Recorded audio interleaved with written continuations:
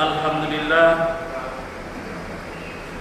alhamdulillahilladzi arsala rasulahu bil huda wa dinil haq liyuzhirahu 'ala ad-dini kullih wa kafa billahi shahida.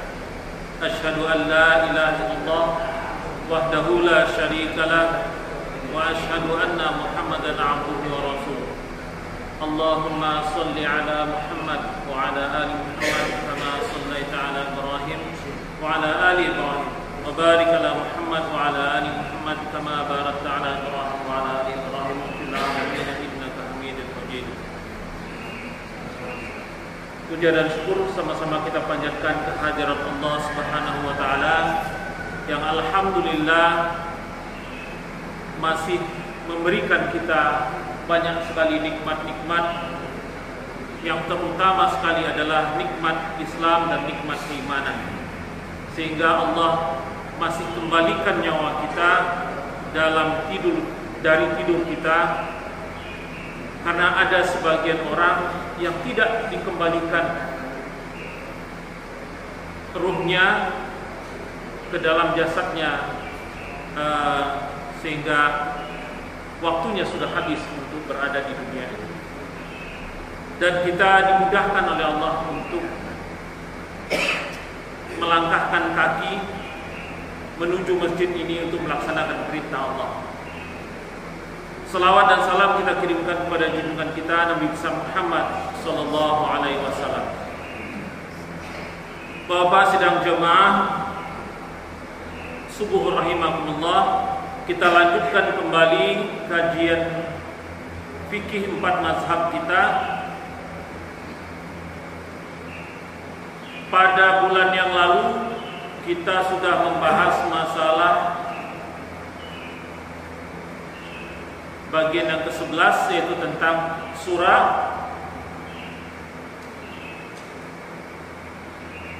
dan rukuk. Surah, rukuk, tumaninah, kemudian tasbih ketika rukuk, kemudian i'tidal, tasbih dan tahmid. Itu yang kita sudah bahas pada bulan yang lalu. Maka pada pertemuan kali ini kita lanjutkan kembali kajian 4 mazhab kita dengan bagian yang berikutnya adalah bagian sujud dan teman-temannya.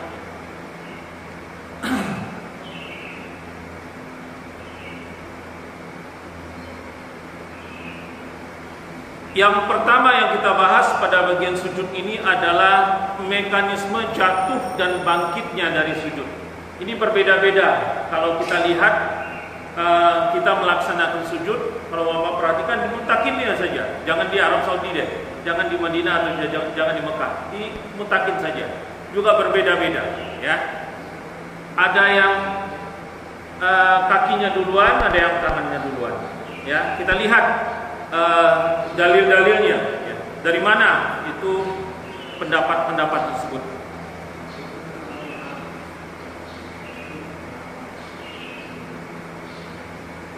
Dalil yang pertama atau dalil yang ke-51 dari Wail bin Hujrin, dia berkata, aku pernah melihat Rasulullah SAW ketika sujud, beliau meletakkan kedua lutut sebelum kedua tangan, dan ketika bangun dari sujud, beliau mengangkat kedua tangan sebelum kedua lutut. Hadis riwayat Imam 5 kecuali Ahmad. Ini sudah kita bahas dulu, ya, sudah kita jelaskan. Hadis riwayat Imam 7 siapa, Imam 6 siapa, Imam 5 siapa, ya. Kalau Imam 7 Imam ahli hadis tersebut, Imam Bukhari, Imam Muslim, Abu Daud, Tirmizi, Nasai, Ibnu Majah, dan Imam Ahmad. Kalau 6 itu berarti tanpa Imam Ahmad. Kalau 5 tanpa Bukhari dan Muslim, ya. Itu sudah kita bahas. Jadi dalam hadis yang ke-51A ini, meletakkan kedua lutut sebelum kedua tangan, dan ketika bangun dari sujud, beliau mengangkat kedua tangan sebelum kedua lutut, ya. Nanti kita praktekkan ya. Hadis yang ke-51b dari Ibnu Umar radhiyallahu an, aku melihat Nabi sallallahu alaihi wasallam apabila sujud meletakkan kedua lututnya sebelum kedua tangannya. Hadis riwayat Imam yang Imam 4. Hadis yang ke-52 dari Abu Hurairah. Rasulullah berkata, jika salah seorang di antara kalian hendak sujud, maka janganlah berlutut seperti onta. Turunkanlah kedua tangan terlebih dahulu, baru kemudian kedua lutut. Jadi dalam hadis yang ke-52 ini, pada bagian awalnya disebutkan, jangan kalian berlutut seperti berlututnya onta. Di bagian akhirnya, turunkanlah kedua tangan terlebih dahulu, baru kemudian kedua lutut. Hadis ini adalah hadis riwayat Ahmad, Abu Daud, Nasai, dan Tirmizi. Ya. Kita perhatikan hadis 51A dan 51B, itu yang duluan adalah lutut. Ya. Kemudian baru telapak tangan. Berangkat pun sama. 51A yang duluan berangkat adalah tangan, kemudian baru lutut. Ini kontradiktif dengan hadis yang ke-52. Hadis ke-52 mengatakan, turunkan kedua tanganmu terlebih dahulu, baru kemudian kedua lututmu. Beda ya, yang duluan. Di antara 51A, 51B dengan 52. Ya. Nah, perbedaan ini dipelajari atau dikomentari oleh para ulama. Ya. Komentarnya saya bawakan sedikit saja. Panjang sih, banyak komentarnya sebenarnya. Imam Al-Khattabi, hadis Wa'il bin Hujrin, hadis yang ke-51, ya, lebih sahih daripada hadis Abu Hurairah, hadis yang ke-52. Namun Ibnu Sayyidun Nas, hadis yang meletakkan kedua tangan sebelum kedua lutut, lebih rajih. Ya, lebih rajih. Ini pendapat. Beda pendapatnya antara kedua ulama ini. Kemudian At-Tirmizi mengatakan hadis Abu Hurairah ini, hadis Abu Hurairah itu hadis yang ke-52, ya. Hadis Abu Hurairah ini yang 52. Hadis Abu Hurairah ini adalah hadis gharib. Ya. Hadis Abu Hurairah ini disebutkan oleh Imam At-Tirmizi adalah hadis yang gharib. Hadis gharib itu apa? Juga sudah kita bahas ya, hanya sekitar selalu kita jelaskan sedikit.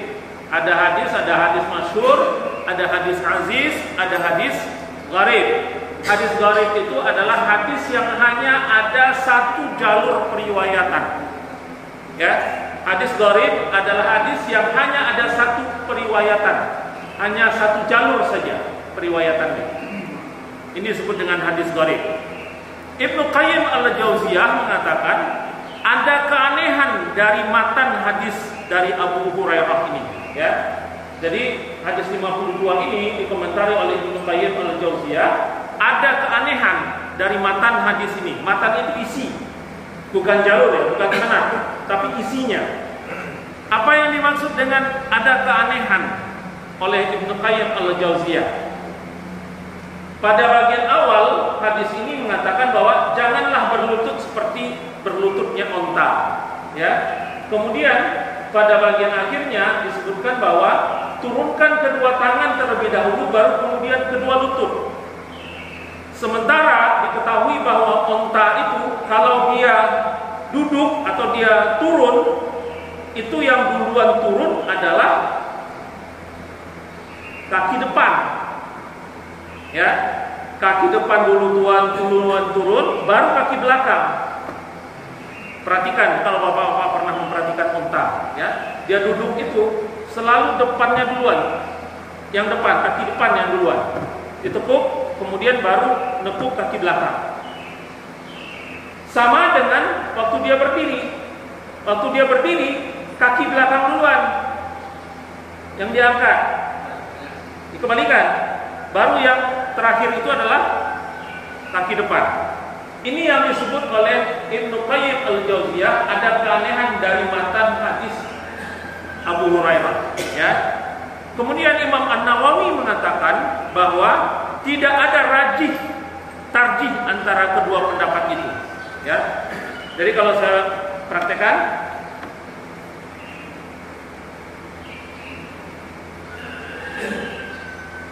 hadis 51, 52, hadis 51A dan 51B, ya, itu dia sujudnya adalah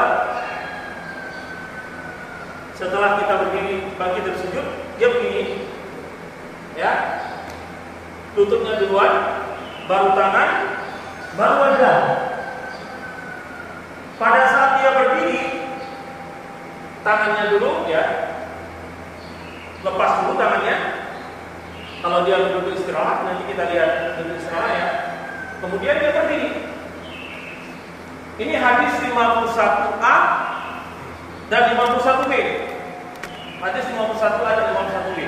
Hadis yang ke-52 itu pada saat dia sujud, dia tangan duluan, ya, baru lutut, baru setelah itu wajah, ya.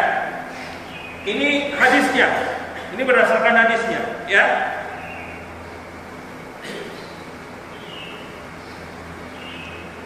Nah, di dalam fikih keempat imam mazhab memilih mana yang dipilih oleh keempat imam mazhab tersebut.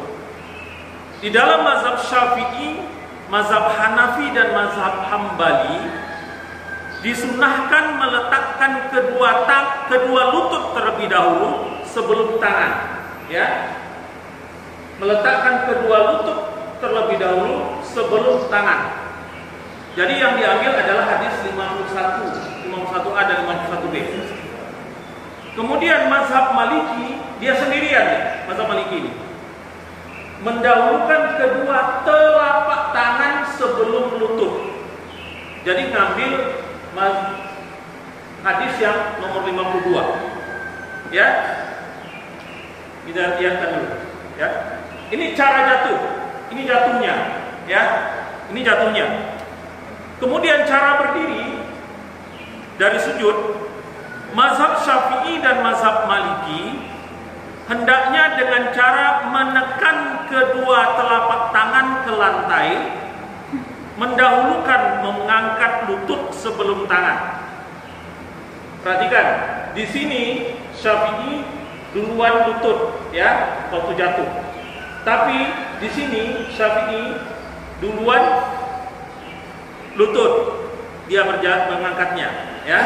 Sementara Hanafi dan Hambali konsisten, dia lutut duluan, maka ini mendahulukan mengangkat tangan sebelum lutut, ya. Jadi kalau saya jelaskan, mazhab Syafi'i, Hanafi dan Hambali, dia jatuh, lutut dulu, ya, tangan, wajah, ya, itu jatuhnya. Tetapi kalau mazhab Maliki jatuhnya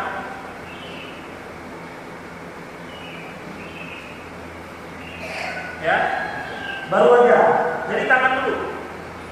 Pada saat berangkat, pada saat naik, ya, mazhab Syafi'i dan mazhab Maliki sama, ya, mazhab Syafi'i dan mazhab Maliki sama. Kalau dia istirahat,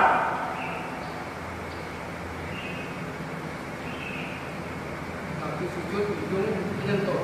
ya, nanti waktu sujud, pembahasan sujud kita bahas nanti, ya. Ini bangkit sama turun dulu, ya. Jadi ini mazhab Syafi'i dan mazhab Maliki. Ada yang tidak tanpa duduk istirahat, Ya. Itu tanpa istirahat. Dengan telapak tangan. Ya. Ini jelas menyebutkan. Ya, cara berdiri dan sujud. Syafi'i Maliki hendaknya dengan cara menekan kedua telapak tangan ke lantai, mendahulukan mengangkat lutut sebelum tangan. Mazhab Hanafi dan Hambali, ya, mazhab Hanafi dan Hambali bangkit dari sujud, ya. Ini dia berdirinya. Jadi lutut terakhir, ya, lutut terakhir.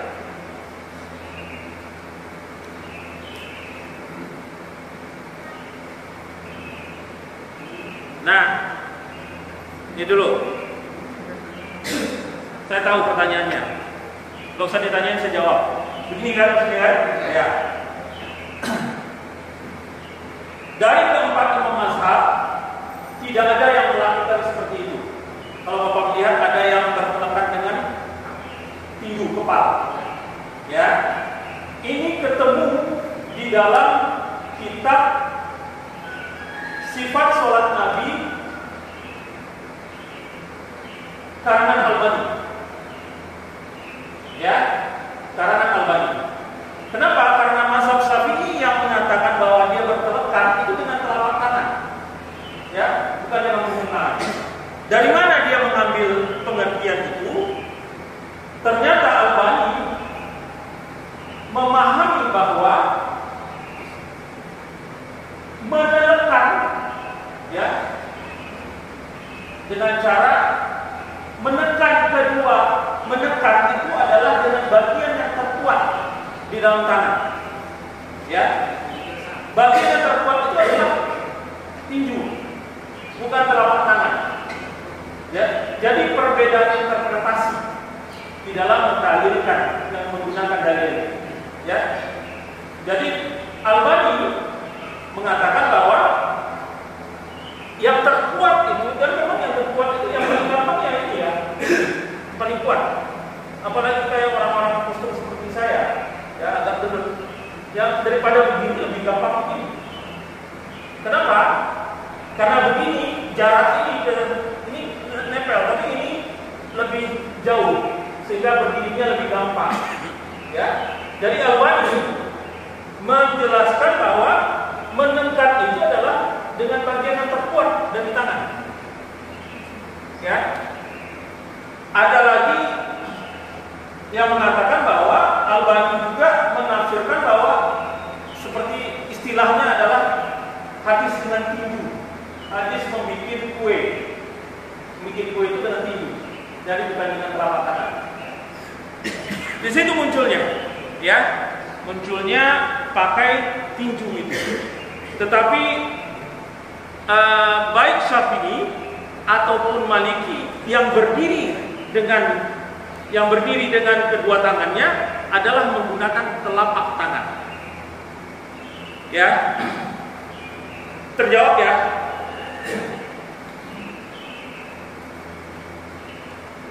Kemudian keempat imam mazhab mengatakan bahwa aturan ini sepakat bahwa cara tersebut jika tidak ada uzur. Namun jika ada uzur, maka boleh melakukan sujud dengan cara yang bagaimanapun yang sanggup dia lakukan. Ya. Uzur itu artinya apa? Dia sakit atau lemah, ya. Maka karena memang gerakan yang paling berat di dalam sholat itu adalah bangkit dari sujud itu, Pak. Memang itu yang paling berat. Kalau jatuhnya sujud, kan tinggal ngelosotin badan aja gitu. Tinggal paling kuat nggak kakinya gitu kan. Tapi kalau bangkit dari sujud itu memang butuh energi yang besar. Maka tidak semua orang bisa, ya.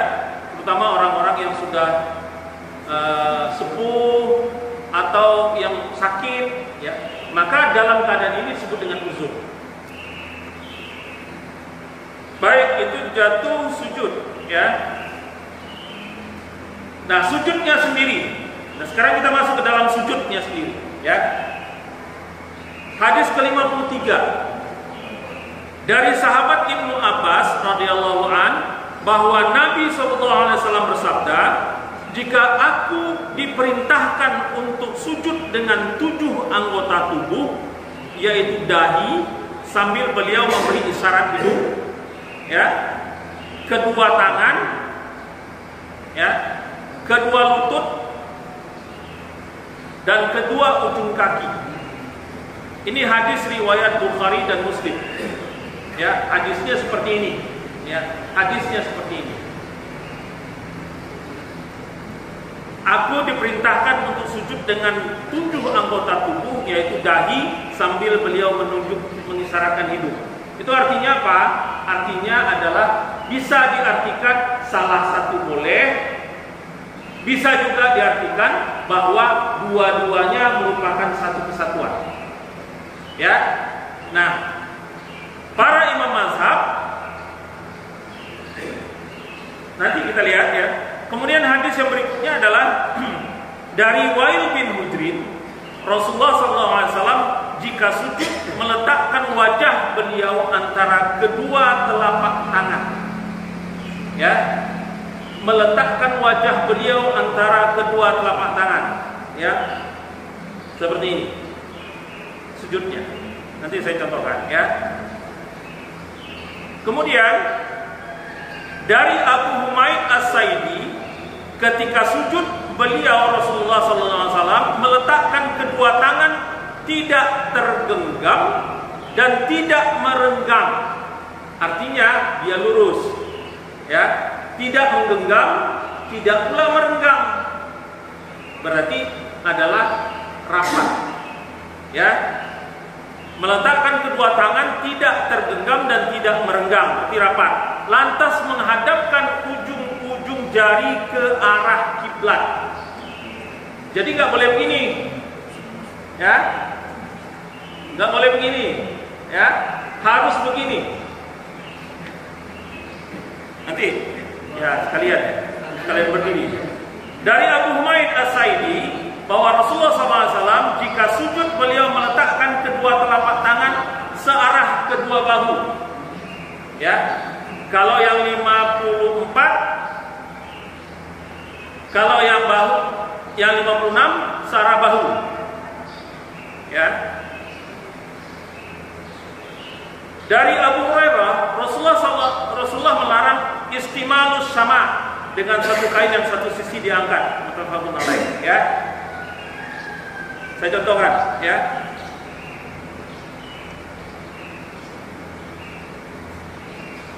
Hadis yang pertama 53, mata dahi sambil memberikan isyarat hidung, kedua tangan, kedua lutut dan kedua ujung jari kaki. Ya, hadis Bukhari Muslim. Ini sama, ya. Hadis ini menyatakan sempurna. Ini nempel, ini nempel. Ya, dahi nempel, ini nempel. Ya, dari nempel ini nempel. Jadi dua-duanya nempel. Kalau saya agak mancung, alhamdulillah, jadi kan betul susah. Yang agak susah yang pesek-pesek, harus beginiin. Kemudian, jika sujud meletakkan wajah beliau antara kedua telapak tangan, ya. Wajah ada 3 hadis ya. Pada waktu sujud, kedua telapak tangan. Yang pertama hadis yang itu, kedua antara kedua telapak tangan. Jadi wajahnya diapit oleh telapak tangan. Yang kedua posisinya adalah dia sejajar telinga, tapi tidak mengapit wajah, agak berjarak. Jadi tidak di sini langsung, tapi berjarak, tapi sejajar dengan telinga. Yang ketiga adalah sejajar dengan bahu, agak ke belakang sedikit, sejajar dengan bahu. 3 kondisi, ya, meletakkan tangan. Pertama, mepet ke wajah, kemudian merenggang sedikit, sejajar dengan telinga, kemudian yang 3 sejajar dengan bahu. Ya, sejari depan. Nah, yang mana yang dipilih oleh keempat imam mazhab?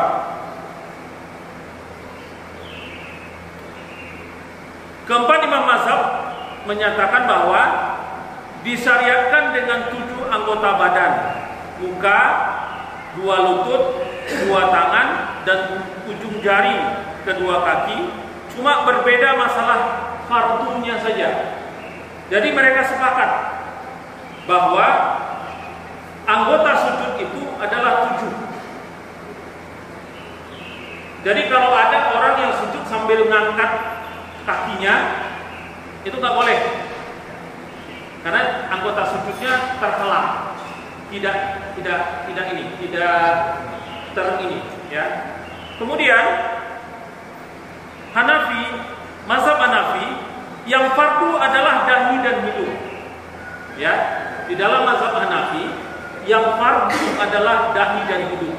Jadi di dalam mazhab Hanafi ini, ya, dahi dan hidung harus nempel karena dua-duanya fardu. Ya, yang fardu adalah dahi dan hidung. Kenapa? Karena mazhab Hanafi itu bilang nggak mungkinlah dia sujud tanpa lututnya nempel. Nggak mungkin nempel, kan? Jadi pertama adalah Hanafi yang fardu adalah dahi dan hidung. Kenapa? Karena mazhab Hanafi itu tidak memasukkan lutut, tidak memasukkan ujung jari, ya, tidak memasukkan telapak tangan. Yang wajib itu adalah dahi dan hidung. Ini wajib ya, tapi syariat itu 7-nya. Tapi kalau wajib hukumnya, maka hanya dahi dan hidung. Kenapa? Karena ini bisa terkena oleh sarung atau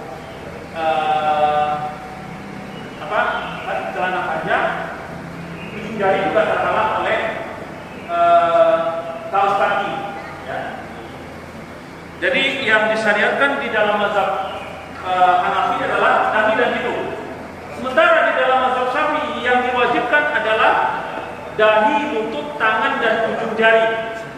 Ya, dahi, lutut, tangan, dan ujung jari. Semuanya wajib. Terhalang atau tidak terhalang? Karena di dalam mazhab Syafi'i itu memang sudah wajibnya ini pakai terhalang dengan pakaian, ya, tidak termasuk pada istimewa sama tadi nanti yang akan kita bahas, ya. Walaupun dia pakai celana atau walaupun dia pakai kaos kaki, ya. Yang fardu adalah dahi, lutut, tangan, dan kaki, ya. Ujung jari. Hambali sama. Dahi, lutut, tangan, dan ujung jari. Untuk hidung ada 2 pendapat. Ada yang mengatakan wajib, ada yang mengatakan tidak wajib. Ya. Mazhab Maliki yang wajib dalam sujud adalah dahi dan hidung. Jika keduanya tidak menempel, sebaiknya sholat diulang. Jadi mazhab Hanafi dan mazhab Maliki sama. Yang wajib itu adalah dahi dan hidung. Ya. Sementara mazhab Syafi'i dan mazhab Hambali sama juga. Ya. Nah, untuk posisi tangan pada kedua sujud, ya. Mazhab Syafi'i dan Hambali meletakkan kedua telapak tangan di atas tanah di hadapan bahu. Jari dirapatkan dan menghadap ke kiblat. Ya, di hadapan bahu. Jadi bagian di dalam mazhab Syafi'i dan Hambali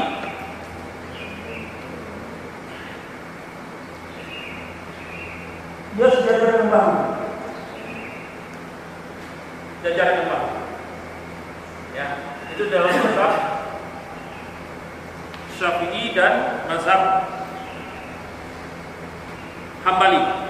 Di dalam mazhab Maliki dirapatkan menghadap kiblat, posisinya sejajar dengan telinga. Ya. Dalam mazhab Hanafi lebih utama jika wajah diletakkan antara kedua telapak tangan. Kan tadi kita sudah jelaskan hadisnya, ya. Maka dalam mazhab Hanafi seperti ini. Dalam mazhab Maliki agak dijarakkan, ya. Tapi masih sejajar dengan telinga, ya. Kemudian di dalam mazhab Syafi'i dan Hambali sejajar dengan bahu pada waktu sujud.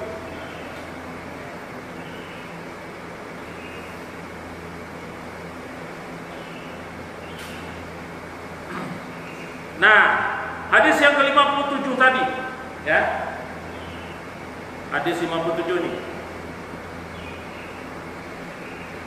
Dari Abu Hurairah, Rasulullah melarang istimalus sama, ya. Istimalus sama dengan satu kain yang satu sisinya diangkat. Apa itu istimalus sama? Kalau saya pakai sorban, biasanya saya pakai sorban itu ya, ini. Tapi kalau ini yang panjang, ini beginilah. Pada waktu saya sujud, ini nempel. Yang sering orang pakai sorban seperti itu kejadian, ya. Nih. Jadi jarinya atau wajahnya tertutupan ini, tapi bagian ini masih di atas, sehingga pada saat dia berdiri ini ikut ngangkat, ya. Itu yang disebut dengan satu kain yang satu sisinya diangkat, ya. Rasulullah SAW dengan satu kain yang satu sisinya diangkat. Jadi satu kain waktu dia berdiri ditinggal itu terangkat. Itu yang disebut dengan istimalus sama, ya. Anggota sujudnya tertutup, ya. Nah, hal ini para imam mazhab berbeda pendapatnya.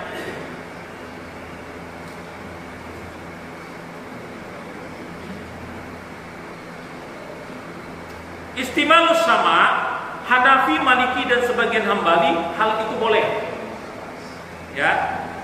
Tetapi di dalam mazhab Syafi'i dan pendapat lain dari mazhab Hambali, sebagian mazhab Hambali ada dua pendapat, ya. Sebagian dari mazhab Hambali dan ikut sama pendapatnya dengan mazhab Syafi'i, tidak boleh hingga dahinya menempel secara langsung ke tempat sujud, ya. Cuma kalau di Arab Saudi banyak yang pakai sorban, pakai ini, kadang itu, dan itu bagi mereka tidak membatalkan. Tetapi di dalam mazhab Syafi'i ini menjadi batal, ya. Ini menjadi batal, tidak boleh. Lantas kalau terjadi seperti itu bagaimana? Di sini kan kiai-kiai itu juga banyak yang pakai sorban, kan? Nah, kalau itu terjadi, misalnya begini, tidak sengaja, maka yang biasanya dilakukan adalah ini sekalian dijatuhkan. Iya, itu menjadi tidak batal karena tidak menjadi istimalus sama, ya. Dia nggak ikut lagi, sudah dijatuhin aja sekalian. Kalau sempat kehalang, ya, kalau kehalang tangannya atau wajahnya terhalang, maka udah jatuhin aja sekalian sorbannya. Ya. Karena di dalam mazhab Syafi'i itu tidak boleh, ya. Itu istimalus sama. Dan kita lanjutkan. Dari Maimunah, ia berkata, jika sedang sujud, Rasulullah SAW selalu mengangkat kedua tangan hingga jika ada anak kambing ingin lewat antara kedua tangan beliau, pasti anak kambing itu bisa melewatinya. Jadi kedua tangannya dikembang, ya. Hadis yang ke-59, ya tadi hadis riwayat Muslim, ya. Rasulullah SAW selalu melebarkan kedua tangan saat sujud hingga terlihat warna putih ketiak beliau. Muttafaqun alaih, ya. Kemudian dari Abu Humaid, ia berkata, jika melakukan sujud, Rasulullah SAW selalu merenggangkan antara kedua paha tanpa menempelkan perut pada keduanya. Ya. Melakukan sujud, Rasulullah selalu merenggangkan antara kedua paha tanpa menempelkan perut pada keduanya. Perhatikan, ya. Yang pertama adalah Rasulullah itu selalu jadi imam. Ya kan? Hampir selalu jadi imam. Hanya sekali atau dua kali saja beliau yang tidak menjadi imam. Artinya apa? Beliau sholat sendiri di depan, kan? Ya. Kemudian dari Maimunah dia berkata, kalau Maimunah yang berkata berarti beliau melihat Rasulullah sedang sholat sunnah. Iya kan? Kenapa? Karena Rasulullah sholat wajib selalu di masjid. Kalau beliau sholat sunnah berarti beliau sholat sendiri. Inilah sebabnya bahwa hadis ini adalah hadis untuk orang melakukan sholat sendirian. Ya, bisa merenggangkan tangan. Enggak begini ya Pak ya? Kalau begini udah nyalahin lagi sujudnya. Kan ini harus ke depan, ya. Ini harus ke depan, begini. Tapi jangan pakai itu pada saat kita berjamaah. Jadi ngomong, berantem kita nanti. Ya, begini. Yang sini juga mau kalah. Ini bukan cepet-cepetan. Ya. Jadi kalau sholat berjamaah, utama merapatkan barisan itu lebih utama. Ya. Utama merapatkan barisan itu lebih utama, sehingga sekedarnya saja tidak begini ya, tidak begini karena banyak yang kita lakukan, ya. Kemudian pada waktu sujud, laki-laki ini dikembangkan, kemudian antara perut dengan paha itu tidak nempel, ya, tidak nempel. Kemudian lutut dan kaki renggang, ya, dalam hadisnya ya. Jadi ini kondisi sendiri. Tapi kalau kondisi jamaah ini diturunkan, ya. Kalau kondisi berjamaah ini diturunkan, dirapaskan, tapi tidak sampai nempel. Sekadar bertoleransi dengan tempat sebelah, ya. Tapi tidak nempel. Kenapa? Karena ini sholat perempuan ini. Nanti kita lihat, ya. Karena sholat perempuan, sujud perempuan itu terbalik dengan sujud laki-laki.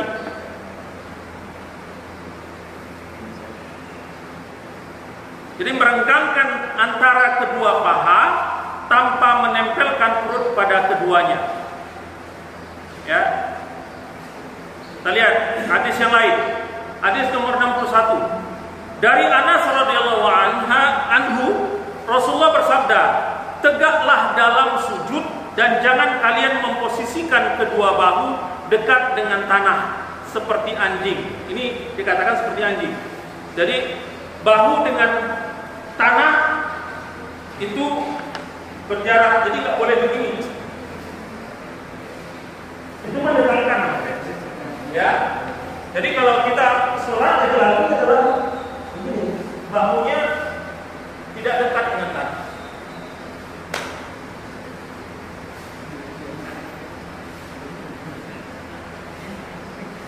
Itu kalau sujudnya begitu, nanti kalau sujudnya lama tidur dia nanti. Nah, posisi sujud laki-laki itu disebut dengan tahwiyah, ya. Posisi sujud laki-laki disebut dengan tahwiyah. Menjauhkan perut dari kedua paha, artinya tidak nempel antara perut dengan paha, dan kedua siku dari lambung, dijauhkan. Menjauhkan kedua bahu dari tanah dan merenggangkan jarak kedua lutut dan kedua kaki. Ya, kedua lutut dan kedua kaki direnggangkan. Sujud wanita itu disebut dengan tatamum, ya. Sujud wanita disebut dengan tatamum, yaitu kebalikan dari laki-laki, yaitu menyempitkan jarak menyempitkan jarak atau menempelkan perut dengan paha, mendekatkan kedua siku ke lambung, mendekatkan bahu ke tanah, dan mempersempit jarak kedua lutut dan kedua kaki. Ya. Kalau laki-laki, kita laki-laki sholatnya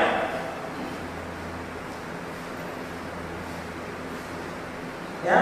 Kalau perempuan sholatnya, ini posisi perempuan ya, ini dirapatkan.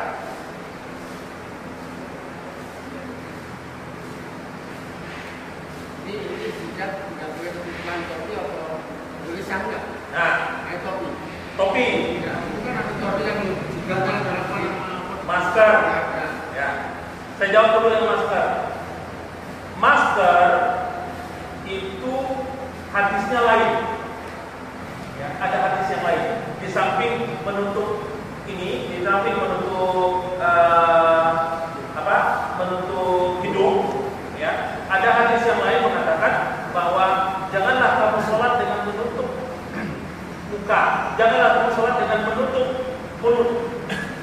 Ya, artinya tertutup hidung. Itu sebabnya orang sholat, perempuan kalau sholat, kalau dia pakai cadarnya dibuka. Ya, cadarnya dibuka. Sementara kalau kita pakai masker, pertanyaannya adalah dalam kondisi seperti sekarang ini, ya, itu masker itu melindungi orang atau melindungi dia pribadi? Melindungi orang lain atau melindungi dia? Melindungi orang lain. Jadi yang pakai masker itu yang sakit, iya kan? Ya, betul. Nah, kalau dia pakai masker itu adalah batu segala macam, yang ditutup kan ini, ya, hidung nggak itu. Dan pada waktu sholat terkena hadis yang lain. Kalau memang tutup pandemi, kalau sekarang pandemi ini sudah lewat, maka berlakulah hadis yang umum, tutup dilarang. Nah, kemudian bagaimana dengan topi, peci, ya, atau rambut, ya, rambut kalau yang panjang, yang nggak gondrong. Kalau saya dulu caranya sebelum sujud segini dulu, atau kalau nggak begitu begini, supaya jadi apakah itu termasuk yang kita bahas tadi? Ya. Ini berbeda pendapat, tapi yang paling aman adalah menghindarkan itu.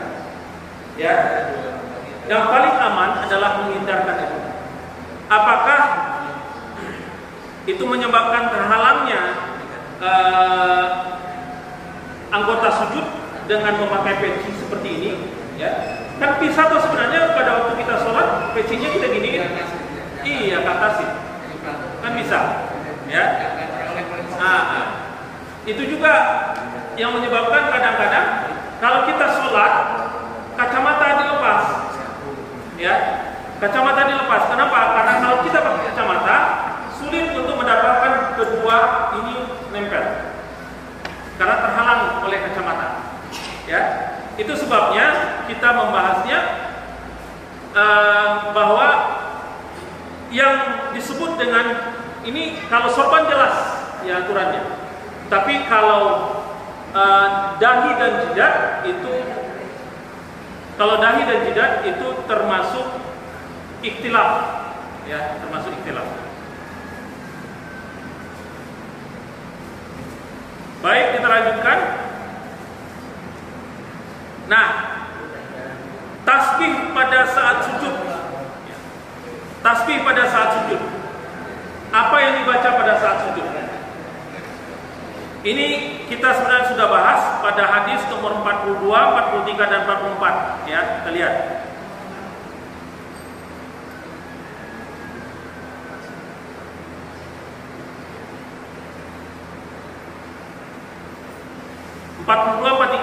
Kita lihat mundur ke belakang ya. Dari sahabat Aisyah radhiyallahu anha berkata, Nabi SAW ketika sholat pada ruku dan sujudnya membaca Subhanakallahumma rabbana wa bihamdika Allahumma ighfir. Ya. Kemudian hadis nomor 43 dari sahabat Aisyah radhiyallahu anha berkata, Nabi SAW ketika sholat pada rukuk dan sujudnya membaca Subuhun Qudusun Rabbul Malaikati war Ruh. Itu hadis riwayat Imam Muslim, Bukhari dan Imam Muslim. Sama. Yang tadi juga dari sama-sama dari Aisyah, sama-sama diriwayatkan oleh Bukhari dan Muslim. Yang ketiga adalah dari sahabat Uqbah bin Amir radhiyallahu an berkata, Nabi SAW ketika sholat pada rukuk membaca Subhana Rabbiyal Azimi wa bihamdi 3 kali, dan ketika sujud membaca Subhana Rabbiyal A'la wa bihamdi 3 kali. Ya, ini hadis riwayat Abu Daud. Ya. Ini yang 42, 43 dan 44 ya. Kemudian hadis yang lain adalah dari Ibnu Majah dan Abu Daud. Dari Ibnu Mas'ud, ia berkata, jika Rasulullah SAW sujud, beliau selalu membaca Subhana Rabbiyal A'la sebanyak 3 kali. Jadi ada yang ada 1, 2, 3, 4. Ada 4 tipe bacaan pada waktu sholat, pada waktu sujud. Sebenarnya tidak 4, ya, banyak yang lain, ya. Tetapi yang berkenaan dengan hadis yang dipilih oleh keempat imam mazhab ini. Nah, bacaan yang dipilih, yang dipakai oleh keempat imam mazhab itu, di dalam mazhab Maliki, Syafi'i dan Hambali, Subhana Rabbiyal A'la wa bihamdi. Ya, Subhana Rabbiyal A'la wa bihamdi. Subhana Rabbiyal A'la wa bihamdi. Ini dipakai oleh 3 mazhab, yaitu mazhab Syafi'i, Maliki dan Hambali. Ya. Nah, di dalam mazhab Hanafi yang dipakai Subhana Rabbiyal A'la saja, nggak pakai saja ya. Jadi tanpa wa bihamdi. Subhana Rabbiyal A'la. Kalau 3 mazhab mengatakan bahwa yang dibaca adalah Subhana Rabbiyal Azimi wa bihamdi. Ini bacaan pada waktu sujud.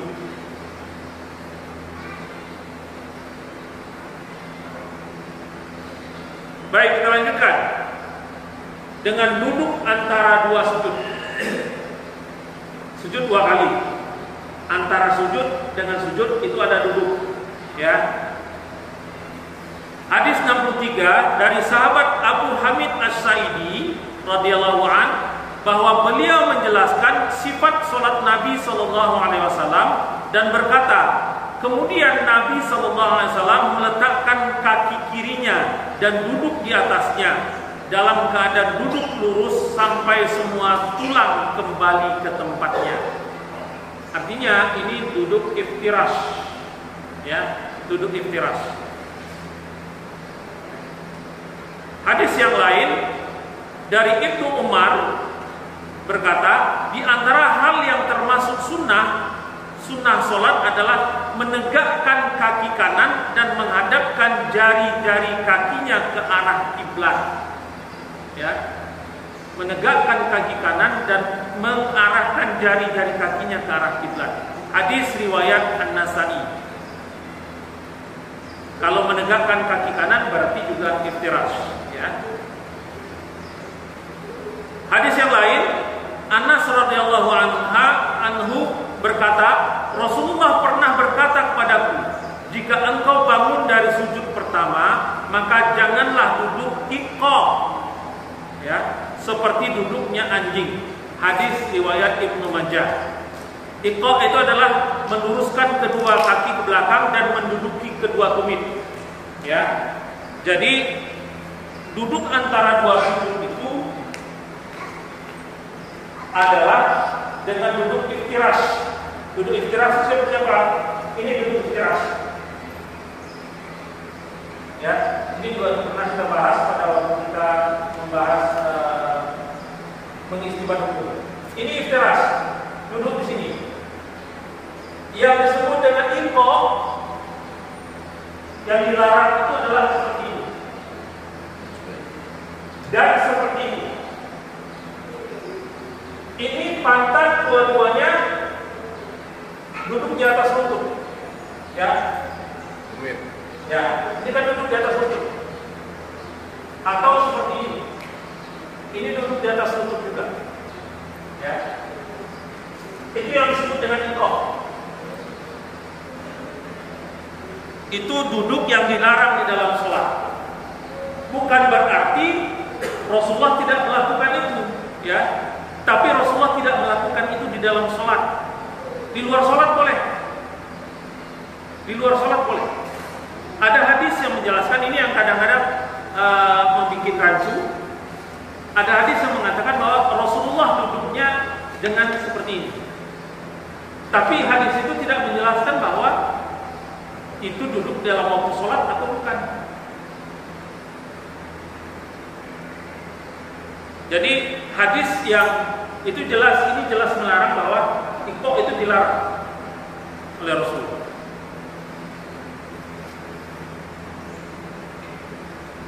Nah, hukum duduk antara dua sujud, mazhab Hanafi hukumnya sunnah, Syafi'i, Maliki dan Hambali hukumnya wajib. Ya, makanya hati-hati dengan yang wajib. Ya. Doa saat duduk antara dua sujud. Doa saat duduk antara dua sujud. Di dalam mazhab Hanafi atau Hanafiyah tidak ada doa khusus yang disunnahkan dibaca dalam posisi duduk antara dua sujud. Jadi tidak ada doa yang khusus. Doa mana saja boleh. Ini dalam mazhab Hanafi. Di dalam mazhab Maliki tidak menyebutkan sebagai sunnah, tapi menjelaskan yang dibaca antara dua sujud.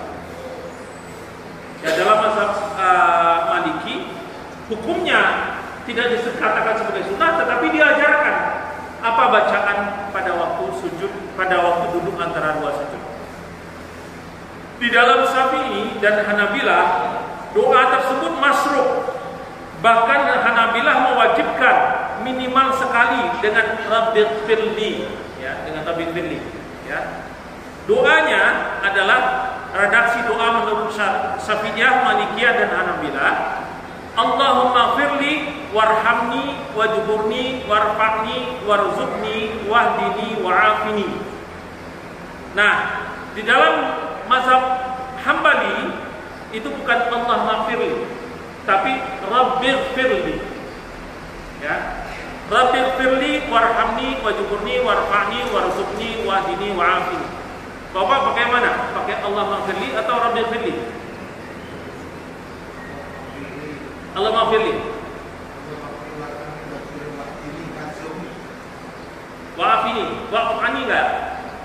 Oke. Tapi di dalam mazhab yang diajarkan, baik itu mazhab Syafi'i, mazhab Hanafi, mazhab Hambali, lengkap, ya. Allahumma firli warhamni wajburni warfa'ni warzuqni wahdini wa'afini. Hanya beda kalau di dalam mazhab Hambali dia tidak pakai Allahumma firli, tetapi Rabbighfirli. Ya, pakai Rabbighfirli.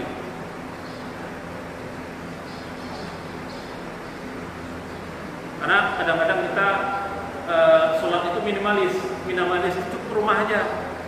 Rumah minimalis bagus. Sholat jangan pakai minimalis lah. Nah, yang terakhir adalah duduk istirahat, ya, atau duduk istirahat, yaitu duduk pada rakaat pertama atau pada rakaat pertama mau ke rakaat kedua, atau pada rakaat ketiga mau ke rakaat keempat. Duduk setelah sujud mau berdiri, ya. Itu disebut dengan sujud atau duduk istirahat. Dari sahabat Malik bin Al-Huwairis radhiyallahu anhu bahwa Nabi SAW ketika sholat pada rakaat ganjil, ya, tidak akan berdiri langsung ke rakaat selanjutnya kecuali beliau duduk terlebih dahulu. Hadis riwayat jamaah kecuali Muslim dan Ibnu Majah. Jadi hadis riwayatnya ketemu di semua kitab hadis, kecuali di dalam kitab hadis Muslim dan Ibnu Majah.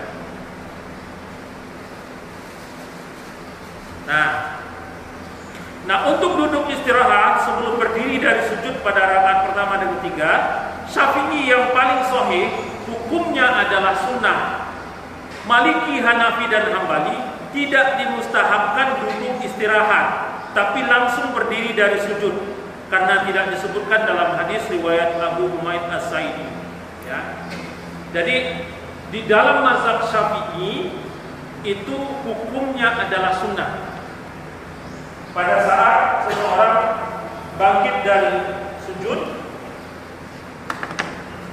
ya, pada saat dia akan berdiri, dia berdiri dulu, ya,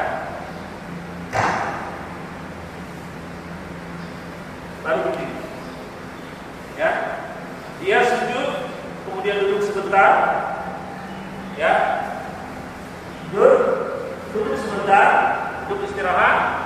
Kemudian berdiri. Dia sempurna duduknya, dan duduknya duduk istirahat. Ya, duduk istirahat, bukan duduk seperti ini, tapi duduk istirahat. Kemudian langsung berdiri.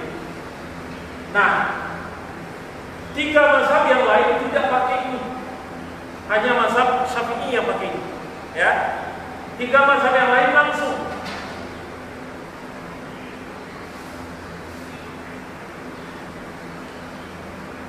Gak pakai duduk, langsung berdiri. Mazhab Syafi'i mensunnahkan untuk duduk pada saat duduk istirahat. Baik Bapak yang dimuliakan Allah,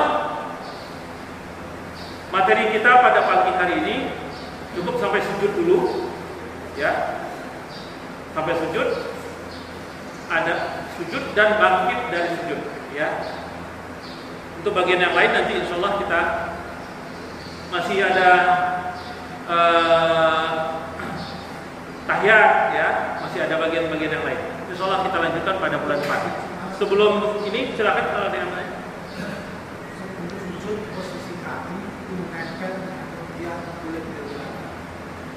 Kalau di dalam hadis yang kita jelaskan tadi, ya, posisinya adalah berjarak, ya.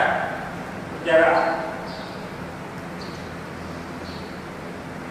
Kenapa? Hadisnya tadi kan ini dikembangkan, ini lebar, kaki juga melebar. Saya tahu pertanyaannya, karena ada yang seperti ini kan? Ya.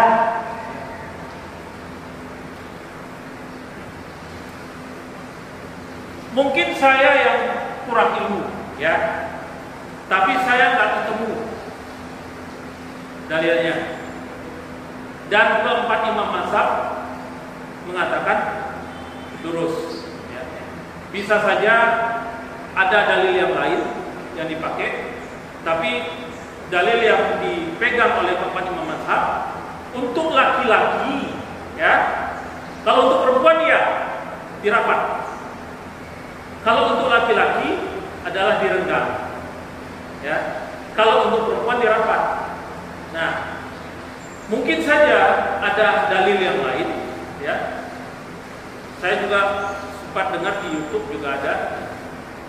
Mungkin beliau menjelaskan, mungkin ketemu hadis yang lain. Tapi di dalam 4 imam mazhab tidak lurus kakinya. Kenapa? Karena ujung jarinya harus menghadap ke kiblat. Ya. Ada lagi? Silakan.